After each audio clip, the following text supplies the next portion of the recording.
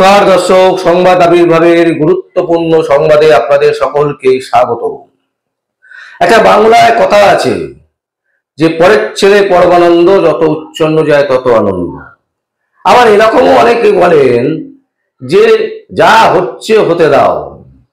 মানে এই ধরনের যে প্রবাদ বাক্যগুলো আছে এগুলো কিন্তু একেবারে সঠিক, যেগুলো আমরা প্রায়শই দেখি, প্রতিদিন দেখি, প্রত্যেকটা মুহূর্তে দেখি, বিভিন্ন জায়গায় দেখি। তো সেই রকমই যদি আমরা দেখি, দেখবেন মাননীয় মুখ্যমন্ত্রী মমতা ব্যানার্জি যে কোনো ঘটনাকেই ছোট ঘটনা মনে করেন। তার জামানায় যা হয়েছে সবই ছোট ঘটনা। একটা ধর্ষণ কাণ্ড, সেটাও ছোট। এত বড় শিক্ষা দুর্নীতি, সেটাও ছোট। কোনো কিছুই বড় নয়, সবটাই ছোট। তাই তিনি প্রতিটা ক্ষেত্রে ছোট ছোট ছোট ছোট বলে থাকেন, এবং সেই ছোট ছোট থেকে তার যে স্বভাব, সেই স্বভাবটাই কিন্তু থেকে গেছে এখনো পর্যন্ত। দর্শক, কেন বলছি এই কথাটা, তার কারণ হচ্ছে পূর্ব মেদিনীপুরে ভূপতিনগরে এনআইএর যে আধিকারিক, তাদের ওপরে যে আক্রমণ, এই আক্রমণ নাকি মহিলারা করেনি। আক্রমণ করেছে উল্টে মমতা ব্যানার্জি বলছেন এনআইএর কর্মীরাই মহিলাদের ওপর আক্রমণ করেছেন। ভাবুন দর্শক,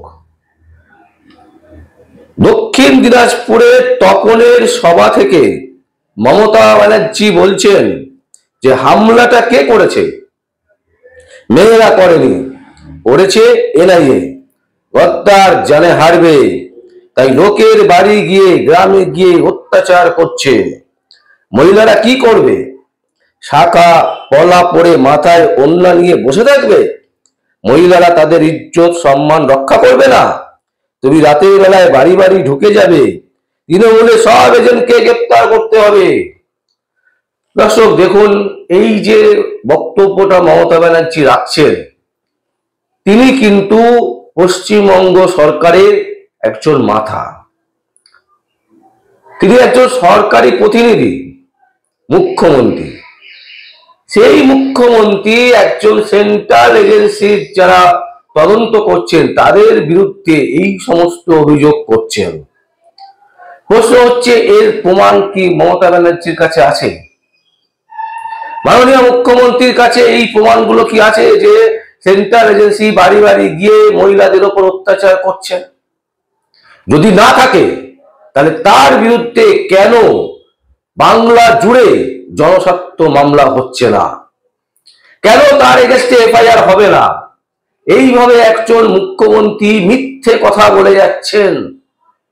একটা সেন্ট্রাল এজেন্সি, সরকারি প্রতিনিধি, তাদের বিরুদ্ধে এইভাবে যদি কেউ বিষোদ্গার করে, তাহলে তো রাজ্যে যেরকম পুলিশি ব্যবস্থা আছে, রাজ্যের প্রশাসন আছে, তাদের বিরুদ্ধেও বিরোধীরা এইভাবে উস্কাবে।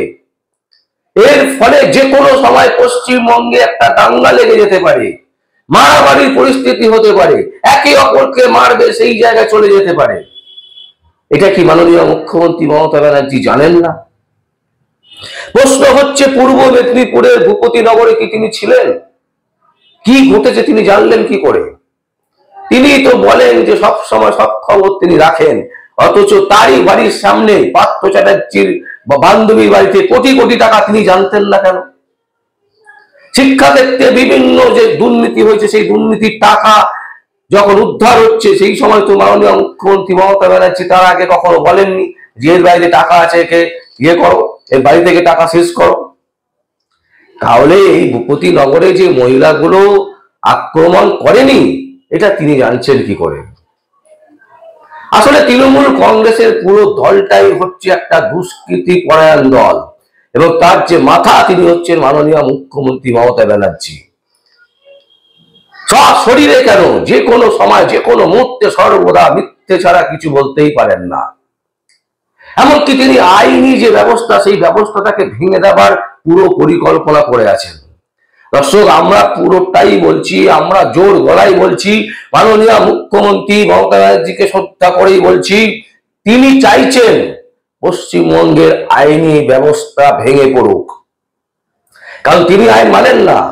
একজন সরকারি প্রতিনিধি হয়ে আরেকজন সরকারি প্রতিনিধির বিরুদ্ধে এইভাবে বিষোদ্গার করা যায় না প্রকাশ্যে জনসভায়। তারপরেও তিনি কিন্তু করছেন। তারপরেও পশ্চিমবঙ্গে তার বিরুদ্ধে কোনো ব্যবস্থা হচ্ছে না। সারদা থেকে শুরু করে যত দুর্নীতি হয়েছে, প্রতিটা দুর্নীতির ক্ষেত্রে তিনি জানেন, তারপরেও তার বিরুদ্ধে এফআইআর হচ্ছে না, তার বিরুদ্ধে এনআইএ হচ্ছে না, তাকে অ্যারেস্ট করা হচ্ছে না। কেন? এই প্রশ্ন কিন্তু বাংলার মানুষ তুলছে। অভিষেক ব্যানার্জি থেকে শুরু করে মমতা ব্যানার্জি প্রত্যেকে জানে, প্রতিটা দিন প্রতিটা মুহূর্তে যেভাবে শিক্ষা ক্ষেত্রে, বিভিন্ন সরকারি চাকরি পাওয়ার ক্ষেত্রে যেভাবে দুর্নীতি হয়েছে, পাহাড় সমান দুর্নীতি হয়েছে, তারপরেও তাদেরকে গ্রেপ্তার করা হচ্ছে না। কেন? এই প্রশ্ন বাংলার মানুষ কিন্তু করছে, প্রতিদিন করছে। 12.5 কোটি লোক, তারা কিন্তু সাধারণ মানুষ, তারা কিন্তু মুখ বুজে সহ্য করছে যে আর কবে এরা গ্রেপ্তার হবে। তা না হলে কি করে বলছেন তিনি একজন সরকারি প্রতিনিধি হয়ে আরেকটা সরকারি প্রতিনিধির হয়ে এইভাবে মিথ্যাচার করছেন কেন? এবং সেই কারণেই কিন্তু আজকে বড় বিপদের মুখে পড়তে চলেছে নবান্ন। এনআইএ এর ওপর হামলার ঘটনায় 24 ঘন্টার মধ্যে সেন্ট্রাল স্বরাষ্ট্র দপ্তর থেকে রিপোর্ট তলব করা হয়েছে। এবং এই রিপোর্ট দেখার পর সেন্ট্রাল থেকে কিন্তু একটা বড় সড় ব্যবস্থা নেবে বলে একটি বিশেষ সূত্র থেকে কিন্তু আমরা জানতে পারছি যে এইভাবে আমরা এর আগেও দেখেছি ইডি আধিকারিকদের ওপর হামলা। আমরা এর আগে দেখেছি মাননীয় মুখ্যমন্ত্রী মমতা ব্যানার্জি তিনি নিজে সিবিআই এর বিরুদ্ধে ধর্নায় বসে পড়েছেন।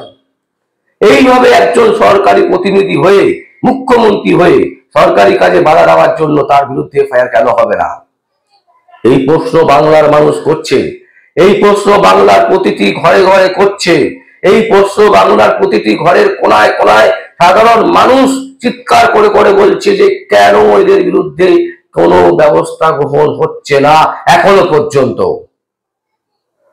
সরকারি কাজে আপনি বাধা দিচ্ছেন, অথচ আপনার সরকারের বিরুদ্ধে যখন, পুলিশ প্রশাসনের বিরুদ্ধে যখন বাধা সৃষ্টি হয় তখন তাদেরকে মেরে আপনারা জেলে পুরে দেন। অথচ আপনাদের ক্ষেত্রে কেন চুপচাপ বসে আছে সেন্ট্রাল গভর্নমেন্ট, কেন বসে আছে সেন্ট্রাল ফোর্স? এখানেই কিন্তু সব থেকে বড় প্রশ্ন। সে যাই হোক, এনআইএ এর ঘটনায় কিন্তু সেন্ট্রাল এজেন্সি তারা কিন্তু নড়ে বসেছে। এনআইএ কিন্তু পরিষ্কার সমস্ত রিপোর্ট পাঠিয়ে দিচ্ছে সেন্ট্রাল গভর্নমেন্টকে।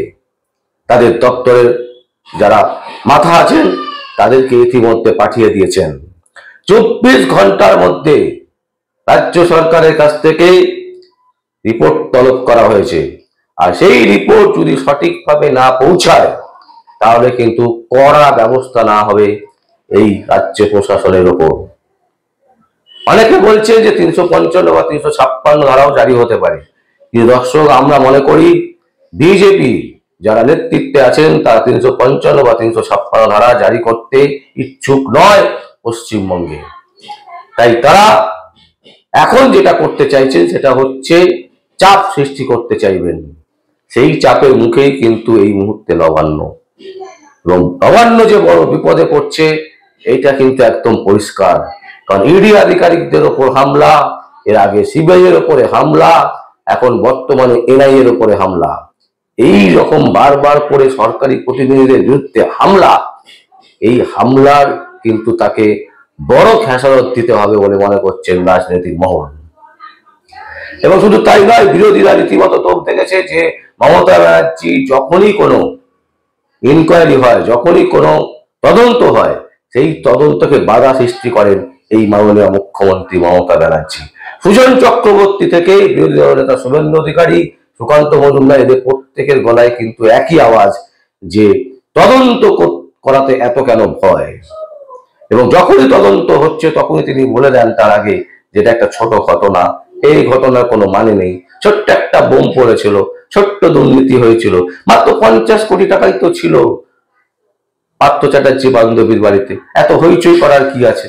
এই যে বক্তব্যগুলো তিনি করেন, এর জন্য কিন্তু এনার বিরুদ্ধে এনআইএ তদন্ত, সিবিআই তদন্ত, ইডি তদন্ত, শুধু তাই নয় এফআইআর দায়ের কেন হবে না, এই প্রশ্ন কিন্তু রাজনৈতিক মহলে যারা বিশেষজ্ঞ আছেন, যারা গবেষণা করেন, তারা কিন্তু এই প্রশ্ন তুলছেন যে মাননীয় মুখ্যমন্ত্রী এবং অভিষেক ব্যানার্জিকে কেন অ্যারেস্ট করা হবে না। দর্শক, আমরা আপনাদের সামনে সংবাদ তুলে ধরলাম। আপনাদের যদি কোনো বক্তব্য থাকে আপনারা অবশ্যই আমাদের কমেন্ট বক্সে কমেন্ট করবেন। আর দেখতে থাকুন পরবর্তী সংবাদ আবির্ভাবে। আমার নাম বিশ্বজিৎ পাল, সংবাদ আবির্ভাবের জন্য।